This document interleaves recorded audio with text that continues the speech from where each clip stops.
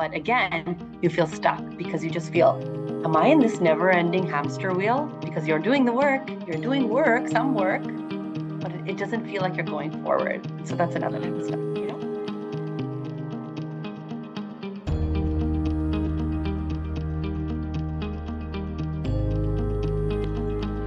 Great. Hey, hello. Thank you very much for being here. It's a pleasure to connect with you. Thank you for So, having me. I'm really excited.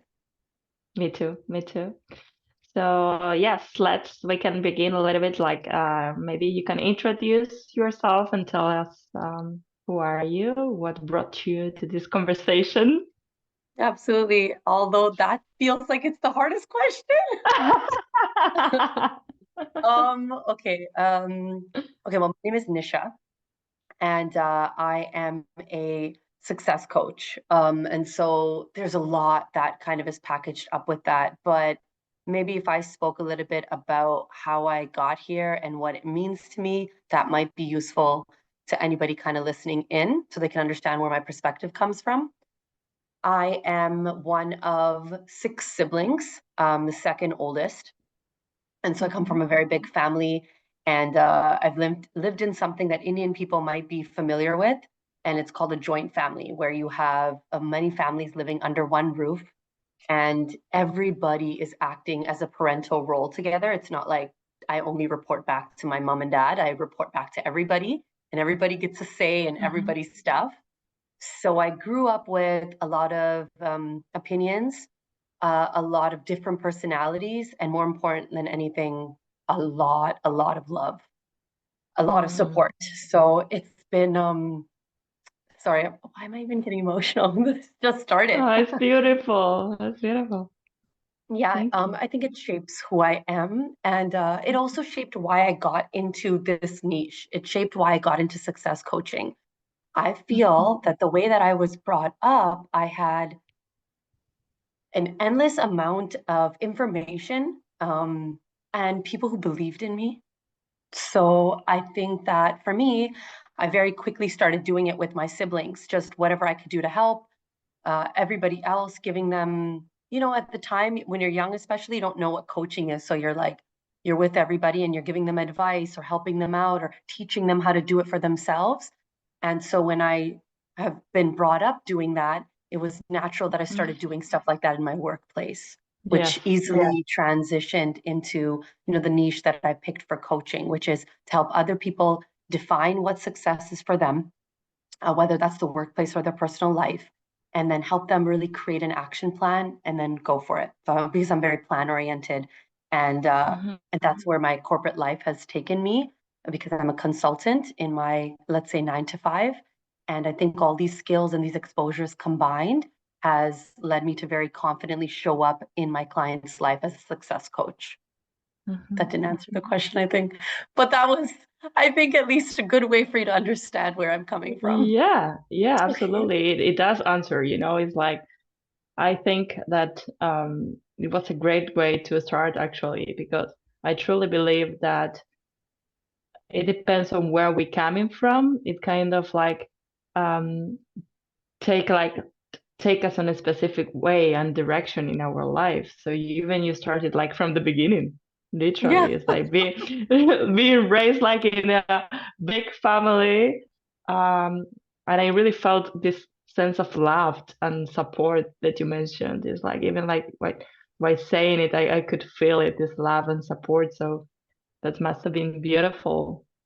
And so yes, coming from that place lead you to supporting each other, and like it's and afterwards like building your own life around that as well, right? It's like a consultancy which is also like supporting other people in a different way, but you're also serving, and now into coaching. So yes, that's That's beautiful. absolutely right. Yeah, yeah. No, I think you completely understood it, even though I Yeah. didn't describe it well, but you got it. Excellent. I love it. Good. You're right up there.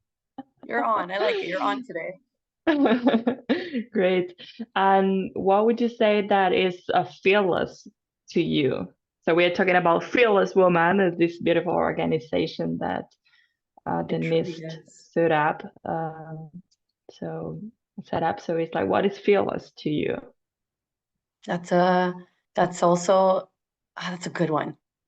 I think fearless is funny. Like, how can anybody be fearless? For me, what fearless is it's being with fear and pushing through it. So I Mhm. acknowledge that the fear is there. I acknowledge that I'm having a hesitation or a doubt or a sense of worry or lack of belief in something, maybe mainly myself, right? Can I handle Mhm. it? Can I make it through? Can I get to the other side of it? I fear these things all the time.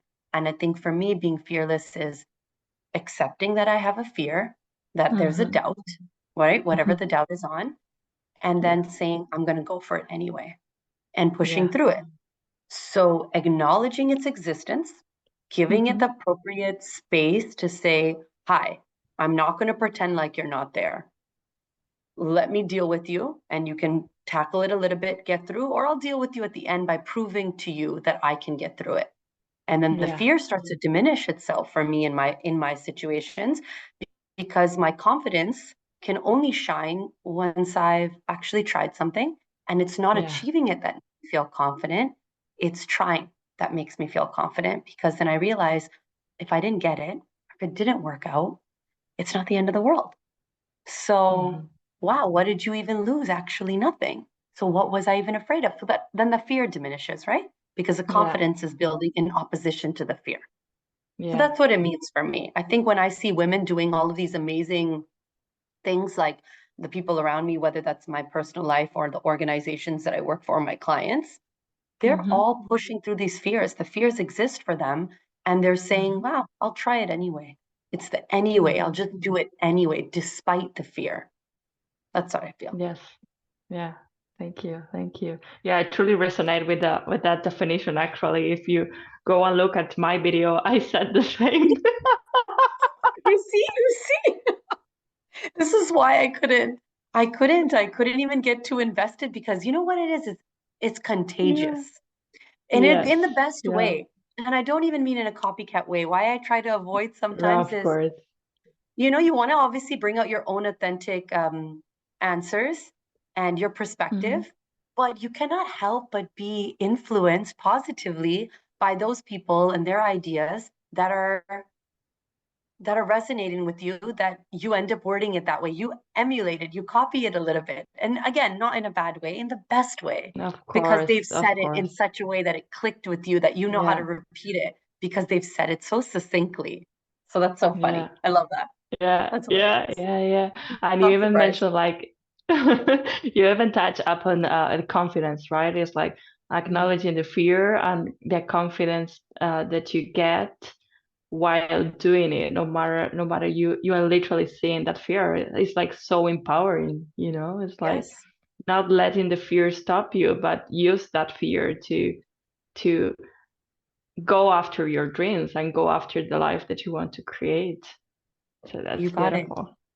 Exactly. Who's to say if it didn't work, you Mhm. tried.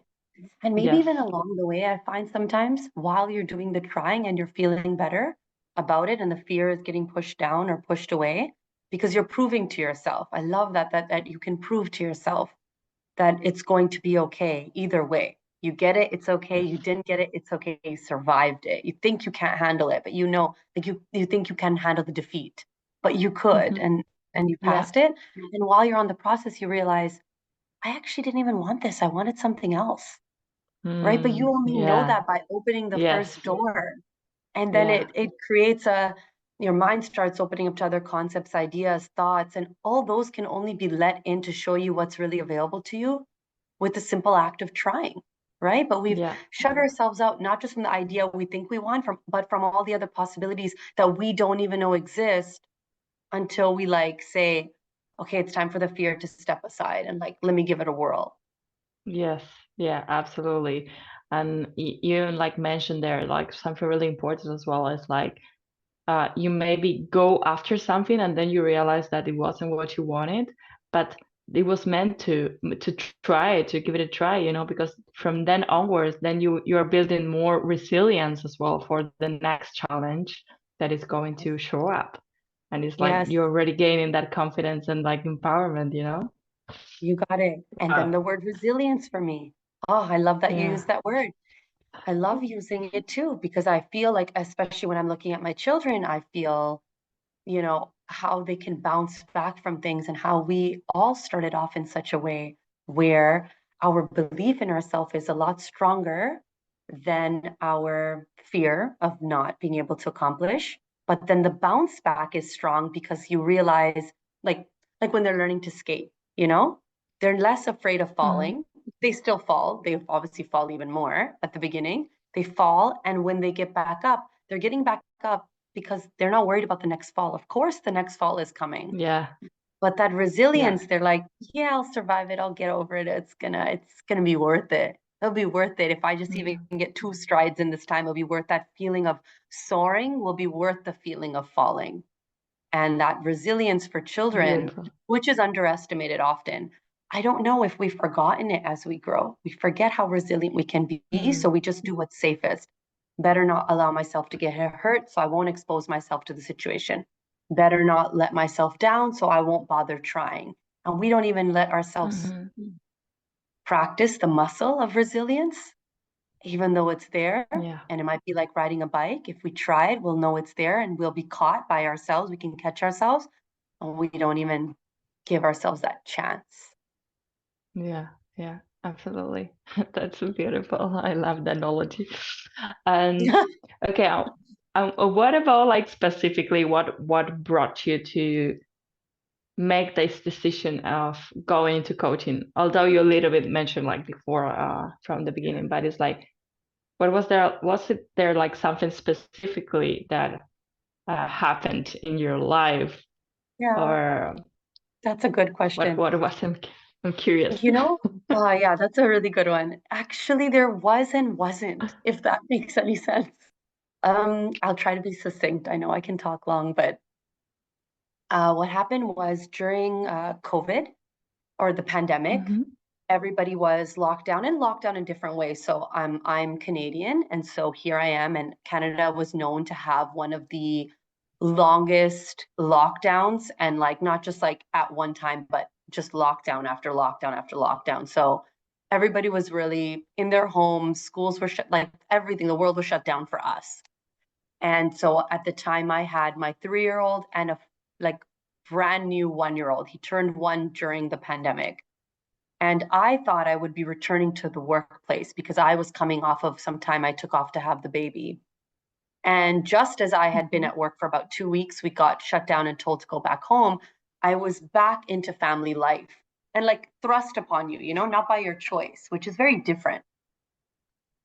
While I was Hmm. kind of in this, like, how am I going to manage work? How am I going to manage a baby who doesn't understand I have a deliverable to make, or whatever it is, you're trying to figure out your own routine at home, given the circumstances. I found myself in a position of, and I don't think other people described it this way, but I looked at it this way. I found myself to be nagging everybody around me. This needs to be cleaned up. This is how it's going to work. This is what we're going to do. Why haven't you done this yet? And I'm just after everybody in the home, my husband and the 2 boys. So I'm with 3 boys, high testosterone, high male energy floating around me, and I'm the only one trying to kind of like put some order to it. You know, Yeah. felt very chaotic internally for me, and externally for sure. It was a mess everywhere I looked, and my home was my office, it was the playroom. All the worlds had collided. And I was starting to look up and do some research as to how to separate all this. And then I thought, so that's how I started. How do I organize my house? How do I organize my mind? But I put that to the side, and I asked finally a better question of myself, which was, how do I get other people to find better ways to do things for themselves? Because I felt like I was such a nag. And I didn't know that the answer to that was, I didn't know what coaching was. And so all Hmm. these results on these, like on Reddit and all these platforms and blogs were coming up. Like, are you talking about coaching? Because people come to their own conclusions when you coach them. And I was Yeah. like, what? That's what coaching is? I had no idea. Why hadn't I asked this question sooner? Why was I busy in my whole life, like I said, in my younger years, giving my siblings advice that they probably never wanted to begin with? Why hadn't I flipped the script a little bit and figured out how to enable people to come to their own answers and conclusions about how to go about the day? So I literally asked a question and the answer to which was coaching. And I thought, oh my gosh, boy, do I ever need to learn this skill, because I think I've been going about it the wrong way. I'm busy lecturing people. Mm-hmm. Nobody wants a lecture, So Mm-hmm. that's what Yeah. sparked my interest in it. And that's how I took it up. Oh, that made sense. Wow. Wow. That's interesting. And I'm curious about like your answer, like once that you realize like, okay, coaching is this and this is what I have been doing it, but I have been doing in my life. Um, and now that you're also working on as a consultant, what would you say? You say that there are the difference Mm, between consulting, coaching, and like giving advice, and you touch yeah, upon that as well. that's a good question. Good for you. That was very keen that you picked up on that. They're very And different roles. specifically, yes, Yeah, yes, and yeah. specifically you as a coach and as a consultant, Mm, like I'm curious about your approach. Like it's like wearing one hat and then wearing another one. So what is your you're approach spot on. as a success coach and as a consultant? What are the differences? What's funny is it is very different. So let me walk through the differences and I'll tell you how I kind of switch between the two, because it is a very, very different world. So the difference for me automatically is in consulting, and especially because I consult on IT projects. It's very Mm-hmm. technical. So what I kind of do is they've given me a body of work and I have to tell people how to get it done. That's why they brought me in. They want to Yeah. save time. They don't want to figure out how to do it themselves. They don't have that type of the luxury of figuring it out, taking the time to Mm-hmm. do research. They just want someone to come in, execute it, deliver it for them. And that involves telling their resources how to do things. That's often the Mm-hmm. case, right? Whether their Yeah. resources are internal, external, that doesn't matter. Really, what matters is they want an expert to come in for them. It's a subject matter expert, comes in and tells them, this is how we're going to do it. And at times engage them to say, this is how you can do for next time, or this is how you maintain what I've helped you set up, so that you can Mm-hmm. enable them to do it on their own for Yes. the future. So there is that Mm-hmm. slight overlap where in coaching, we do that as well. We end up teaching you enough skills so you're self-sufficient so that you can self-coach. Mm-hmm. So with consulting, I find that toward the end of my work, it does that part of me takes over where I'm trying to enable them and give them the confidence that they need by giving them the tools and the training so that they can at least maintain the systems, manage the systems, know how to properly ask for help, know how to troubleshoot their stuff, that sort of thing. Okay. Yeah. And I find coaching to be different because I'm used to coming in and saying, oh, this is what's going on with you. Let me tell you how to solve that problem. This is what you got to do. But that's literally the thing that I was looking, for a fix on, because I felt I was doing that in my personal life to everybody. So I was so glad to find coaching because I don't want to tell people what to do all the time. Sometimes Mm-hmm. I want to be told what to do. So I would love for someone to come up with ideas for me. And sometimes I like to teach people how to figure it out for themselves, which is why love. I shouldn't say like, I love when I have a coaching session with somebody, because I watch the facial expression change, and Yeah. it goes from like a worry, I don't even know where I'd begin. And at the end of the call, they go, I already knew it, and it's like a Yeah. surprise, but like a confident surprise. Like, Yeah. yeah, I knew it, but like, how did I know it? Or how did I not tap into this sooner? And that very funny facial expression, because it's not totally confident, because there's like a little bit of a shock factor. I wish I could just screen grab that, just screenshot it, get their permission and just say, let me just take a photo of you Stay because like you that look, for a second. yeah, yeah, just right there. And I take a mental photo for myself and Yeah. I remind them of it later. I go, remember how much, you realized you knew what's going on. You just didn't have time to sit with it and to bring it up to the top because it's all hidden Mm-hmm. within you somewhere. So those are the two differences, telling people and asking people, very different Mm-hmm. scenarios. And I think that the way that I switch back and forth between the hats is, I don't think I do. This is what I think it's once I learned how to coach and the more deeper I get into the practice, I find I'm bringing coaching into consulting, not the other way around. Because in coaching, you don't need someone to tell you what to do, right? That's mentorship and that's a whole different world, right? That's different. Yeah. What I can do is I can make suggestions, which I do. And I, in coaching, ask them, what they've tried, what's worked, what hasn't worked. It's the same way I would in consulting. Why did you call me? What have you tried that failed? That sort of thing. There's an overlap, but more I flip. I bring coaching into consulting by asking people what they think they should do. And then the difference is if they didn't get the answer spot on, or if there's room for improvement, I get to jump in and say, great thinking. I like the way your head's going, which is true because obviously they know what work they do day in and day out. So obviously they're on the right track. They're not so far off. We're not talking about moon and sun here. If they're moon, they know they're coming out at night. They know exactly, what time they're supposed to show up, what kind of things they need to do. Maybe they just don't know that there's a sun that exists. And maybe they don't know all the other players in the field. And I know, as the person who's overseeing, I know all those other players. So then I can offer, listen, here are my suggestions as to how you're going to make your interactions or how the transitions are going to be seamless. And then I can step in and then start giving the answers so that they benefit from the efficiency of my expertise. Right. And then that's how the consulting gig is a bit different. But the coaching is far more fulfilling because they're figuring it out themselves, which is like a whole different feeling. That's cool. Yeah. And what would you say that you enjoy the most about coaching? It was that moment. It's the moment where, you're asking them enough questions. And I think it's funny because I think they're almost a little bit annoyed. Like, the It's like, obvious, right? Obvious. It's so funny. It's very entertaining for me. And I remind myself when I get into a session that although the topic is serious and although the person who's there on the other side of me is very serious and that's why they're showing up, and I'm a serious person, but that it's actually going to be very lighthearted because no problem is unsolvable at the end of the day. And we have to remember that. And I love saying this to people and I'm not making a mockery of them or myself, but I go, guys, it's not heart surgery. Like it's not life or death right now. It's life. The failures are life too. So I think I was going roundabout, but to answer what you're saying in that process of it's not life or death and let's also enjoy the session. I find it most enjoyable to find the person across me is slowly starting to realize it is not life or death, even though I said it, but when it clicks for them, they get lighter on the call too. And I love keeping the calls light. I always introduce humor. I try to be very relatable. I try to find something that they like casually that has nothing to do with the topic to make sure we all feel at ease.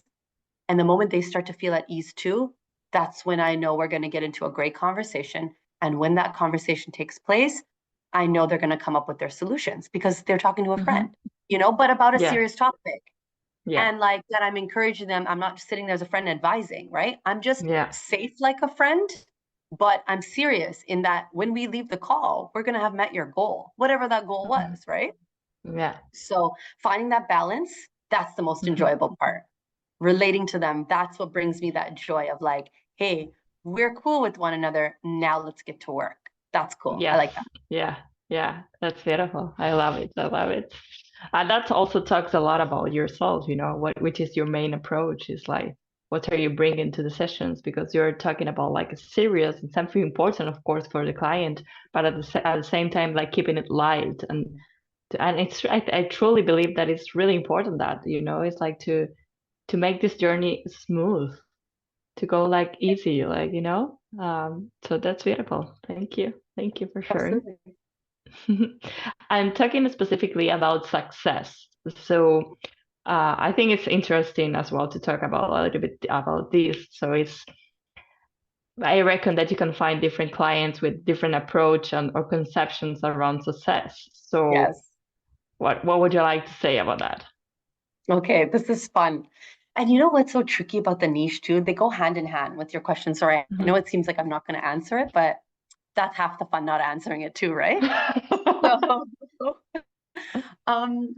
Success for everybody, you're right, is something different. And so when I was trying to nail down how I would describe or call my niche, I was really struggling with coming up with the word success because I thought, well, how will somebody know to come to me? Because maybe they'll think success is only for the corporate world, or success only automatically means career, or success, like, and then I started listing out to myself and to my coach, my own personal coach, how can I possibly use the word success when it means something different to everybody? And of course, my coach didn't give me the answer, right? You want them to tell you, but they won't. So then I'm laughing, and I naturally came to the realization on my own that it was almost all the more reason to use it. That the trouble with the word is almost why I should make myself available. Because if somebody's curious about it, or if somebody feels whichever way about it, they show up and say, I'm here to talk to you about this. And I go, great, we're going to deal with that, because it doesn't matter what it is. The point is, you want to see something improve. You want to be successful in X. So, sure, oftentimes people do come to me with career related items, which makes perfect sense because that's the world I thrive in myself, right? So I'm happy to talk about those topics. But because the answer is coming from them, they can bring any topic. They can say, I want to see success in how I'm raising my children. I want to, which happens a lot. I want to see success in my relationships, like a significant other type. I want to see success in my career path. I want to see success in managing my family relationships. A lot of South Asian people come with that topic. I don't feel successful in how I am managing expectations with my family. I've been, and born and raised in those situations. It's relatable that the word success for them is the definition of family, which other people on other sides of the world wouldn't think success and family come together. They think success and work comes together. So it really depends on your upbringing. And I invite all those topics. You want to see an improvement. You want to see success in X. Let's talk about what's holding you back from success, or why you feel like you're not successful. So first we define it.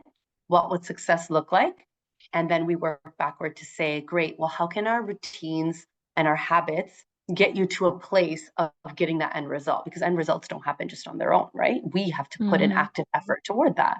So it does start, you nailed it. The question itself was, how are people calling it, or what does it mean for people? That's exactly what we start with. That's the answer too. What does it mean to you? And then how do we get there?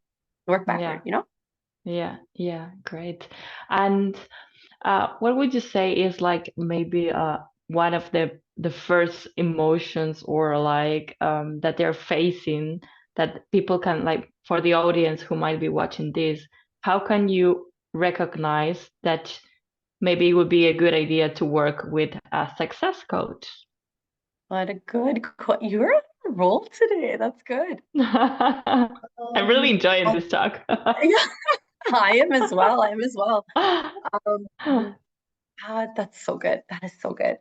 If I had to say, like, create a common denominator, the most common denominator for clients who are coming is a feeling of being stuck.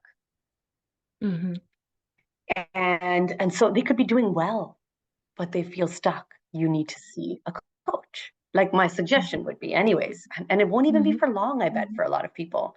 It just gives you a boost. It gives you a space to say, this 1 hour, it's not about motherhood. It's not about friendships. It's not about all of the other, like my job. It's not about any of the other commitments, except literally what's going on up here. And dedicating the time to that obviously helps us unveil what that feeling is. And so sorry, coming back to it, it often is being stuck. And stuck, if you don't mind, if I could just go into that for a second. Yeah. Can I? Yeah. Sure. All right. Sure. So stuck is interesting too, because I would break it down in okay, I think 3 is safe. And you know what's going to happen is right after the interview, I'm going to think of a better answer, right? I'm going to remember something that some client said to me, but off the top of my head, I would say, you find yourself stuck. You can be doing the same mindless activities that leave you like you're doing. So you're busy, you're not just sitting there doing nothing, but you're craving more, that's also a type of stuck. The second type of stuck, I think, often is, you have a long list of things to do, but you cannot find the motivation or the interest to tackle anything on that list. So there's stuff to do. There's goals. There's people expecting things of you. There are people waiting. There are obligations, responsibilities to be met, whether they're internal or external, but you just can't get moving. So you're stuck in that situation. And the third type is you feel busy. And that's the type I think I often used to be. So I'm going to try to explain this carefully without offending anybody. But if you feel offended, remember I'm in the boat too. You feel very busy all the time. And no matter how much you're getting done on your list, the list feels never ending. And it still feels like I can't sit down for a moment of rest, which is very stressful feeling. But again, you feel stuck because you just feel, am I in this never ending hamster wheel? Because you're doing the work, you're doing work, some work, but it doesn't feel like you're going forward. And so that's another type of stuck, you know? Yes. So I think these are the three most common types of stuck people show up with. They describe it a little bit differently than maybe I described it, but I'm trying to, summarize it for you. When they show up with one of these, that's where we put a pause on it, because obviously the feeling is very real. So we take a minute to acknowledge that this is very overwhelming one way or the other, and that it was good that they recognized it. Awareness of being stuck is really tricky. That's going even a step back further, right? You're looking out, are you stuck? How do you catch if you're stuck? That's tough too. Yeah. Yeah. And what would you say that is like an approach or tool or a way of getting out of that feeling? That's it. Okay, so first of all, I think people need to do an audit. I know that word sounds so scary, but maybe that's the technical side of me coming out. Here, let me use a softer word. I think people should take some time to reflect. Okay. I think that's the best way to start. And so, and there's a step by step. Let me give you two. So the first step of that is understanding what's going on. That comes with an audit or reflection. What do I mean by that? And what I mean by that is you're feeling stuck. It's a feeling. We don't have any concrete information around it. I would love for you to collect some data. I invite you to pay close attention to what's happening and make a note of it. If you are a person who writes, OneNote or some sort of note application on your phone, go to that. Otherwise, journal it. Otherwise, Word document, open up a Word document, keep a log, like just do whatever works for you. But the point is, make a handful of notes, not just mental notes, because our story to ourselves changes so often. And so how I'm feeling right now, tomorrow, I won't remember feeling that way in that exact level of detail, right? Because so many other things would have happened between today and tomorrow. So if you're feeling stuck, step one, reflect on it, pay attention to what's going on in it, capture that information so we can start collecting data.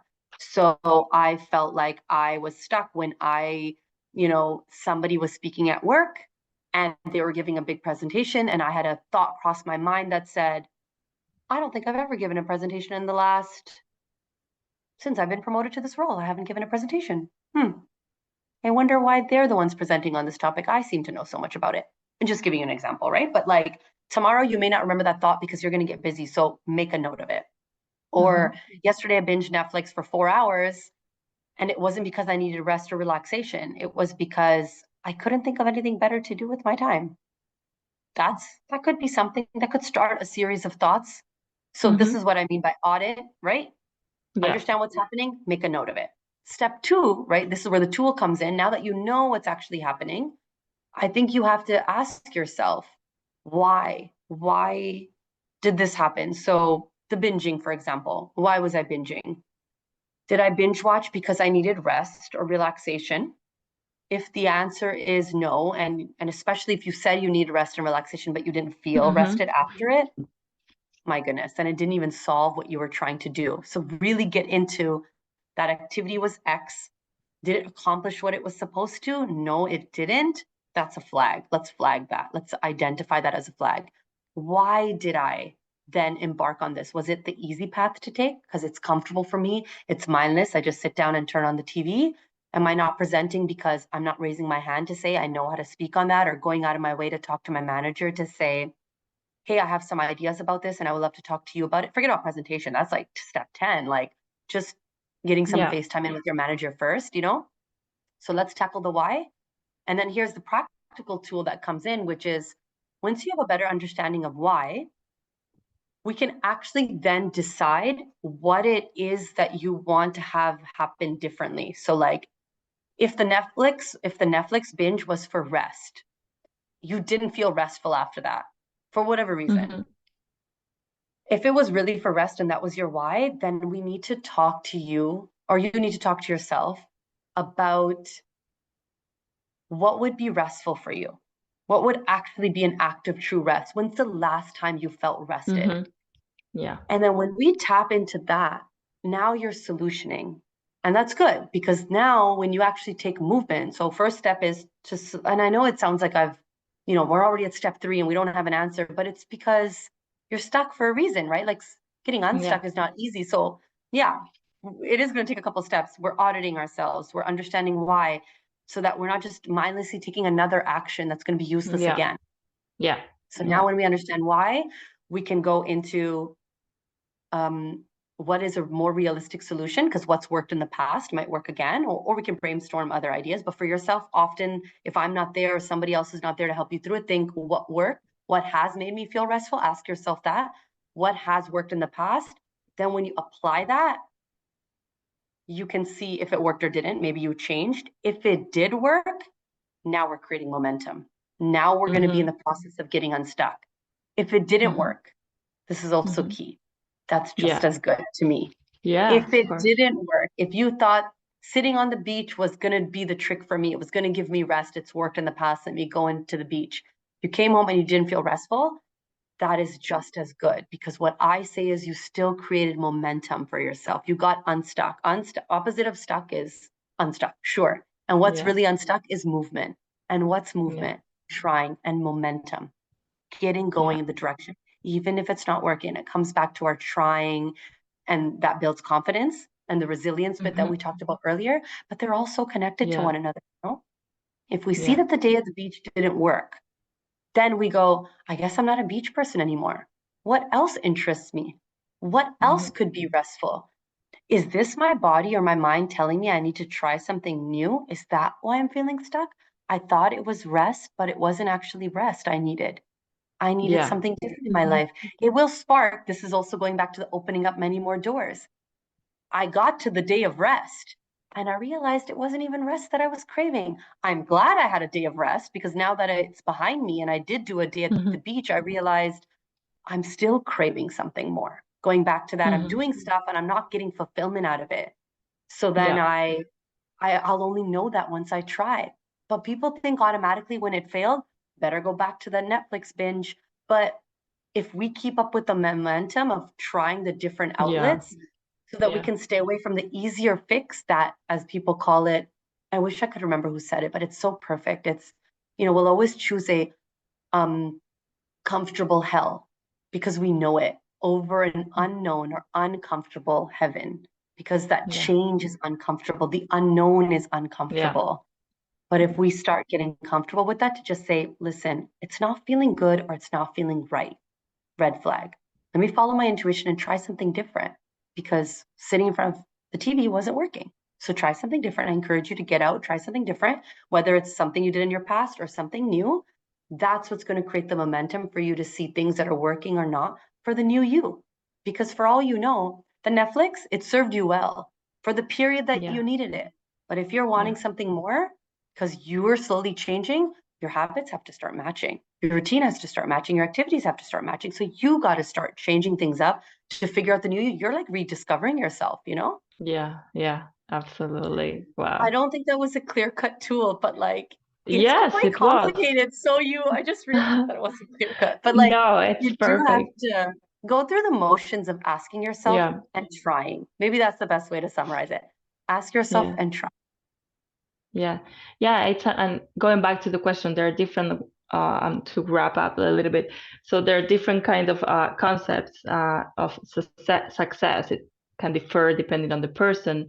And one sign of realization that maybe it would be a good idea to work with a coach is like this feeling of being stuck, right?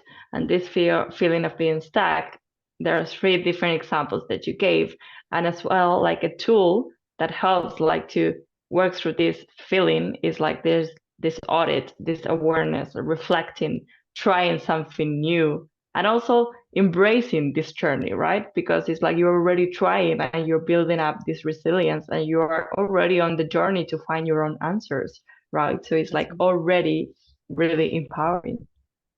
That's absolutely right. you know what? You're the queen of summaries. I love it. That's it. You're done. You know, there's like these apps that summarize something for you. I don't need the app. I'm just calling you up right away to say, can you just make this succinct for me? I love it. Love that. That was Thank perfect. That's you. exactly what it is. And you said something so key.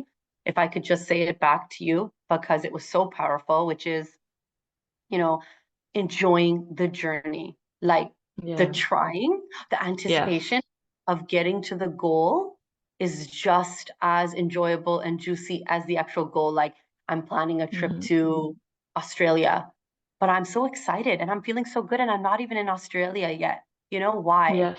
I'm not even at the end destination yet because I allow myself to get excited about it and to realize that packing, planning the itinerary, all the hard work that it's going to take to get there can be just as sweet as getting there.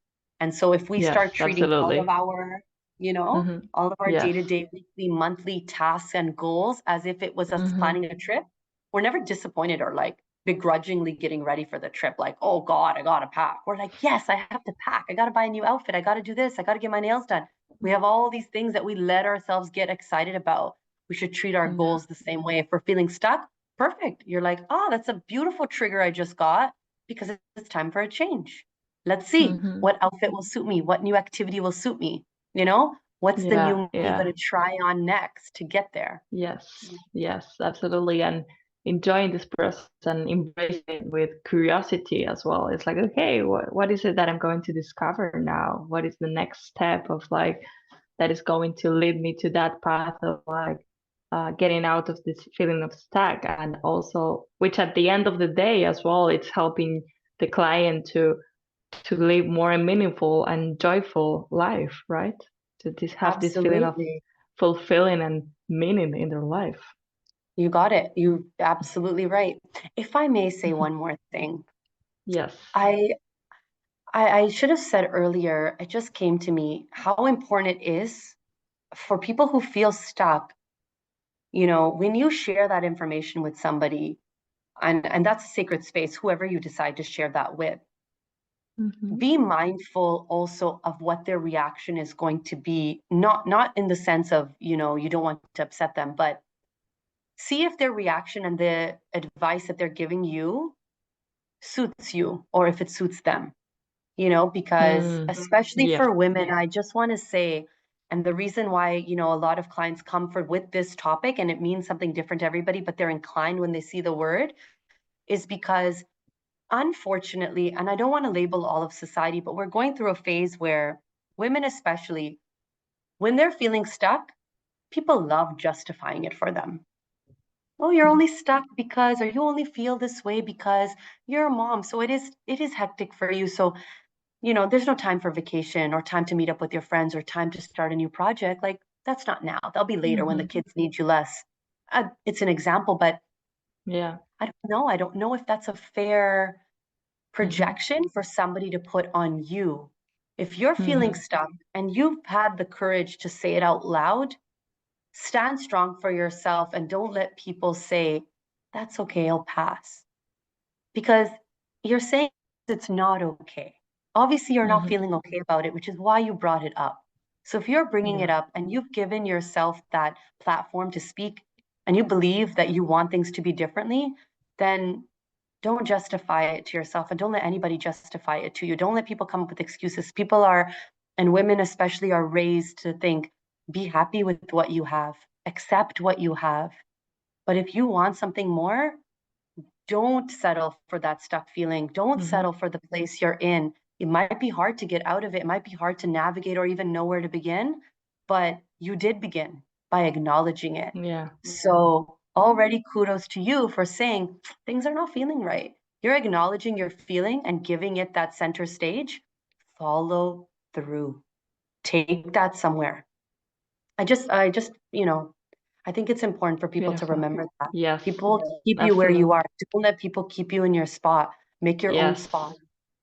Yeah, yeah, yeah, absolutely, absolutely. You even answered the question that I wanted to ask you for closing the session, which is what is Oh, something that you would like to tell the audience? So it's like you're already on mine. The Sorry. question, the question flew, you know? You got That's it. right. That's right. I got into a rhythm with you. I got into a rhythm with you. I had to. I have to remind people. Okay. So then me and you were good. We're efficient. See? We're so Yeah, efficient. We're done. yeah, We're done. yeah. Thank you. Thank you so much Appreciate for you. sharing part of you, for sharing what you're doing. You're an inspiration. And yes, I really enjoyed. I enjoyed this conversation so much. I can't thank you for bringing the answers out of me. You're excellent. You are excellent. I look forward to working with you in the future and being help to anybody in any possible way. Thank you. Sure. Thank you. Where can people find you? So, do you have Oh, an yeah. Instagram, a website, or something? I do. I can be found. I call myself the growth architect because we are going to design, a new life based off of blueprints that really are something you've already worked so hard to create, with your upbringing. And so, Mhm. and that's why I feel like it's a redesign of life almost. And you can find me at www.growtharchitect.ca or on Instagram. And my handle is at Nisha, Nisha, Growth Architect. So super simple. Beautiful. Just Beautiful. reach out if you need anything at all. Even advice, unsolicited advice, happy to give it. Thank you so much. I appreciated your time. I really do. Thank you. So, this is Nati. I am the enthusiastic coach, and stay tuned for the upcoming videos. Bye bye.